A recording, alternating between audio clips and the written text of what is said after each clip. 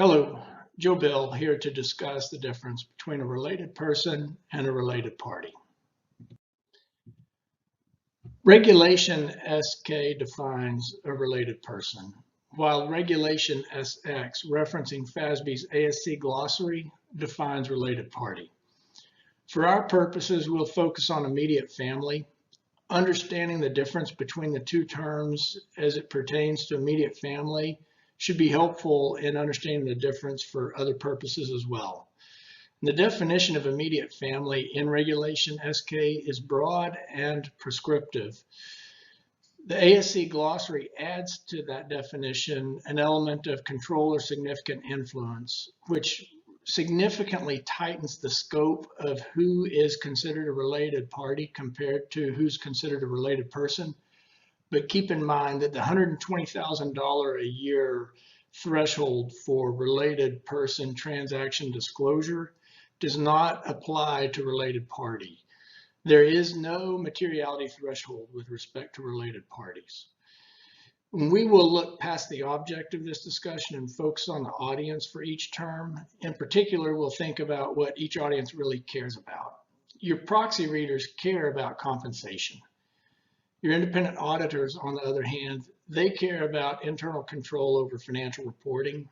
And to explore this further, we'll focus on one particular control, segregation of duties, a bedrock of any control environment.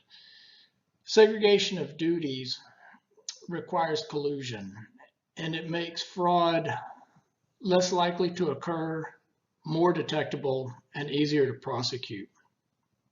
To understand the threat that a related party poses to segregation of duties, let's consider an example where, say, the CEO of a company has a son or a daughter who either works at the company or works as an executive officer of one of the company's customers or suppliers, which would make that customer or supplier a related party.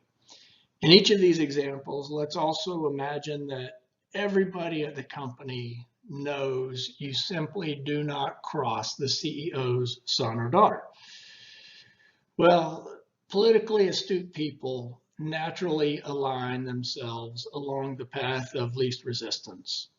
And the influence that this related party presents could potentially defeat segregation of duties without collusion.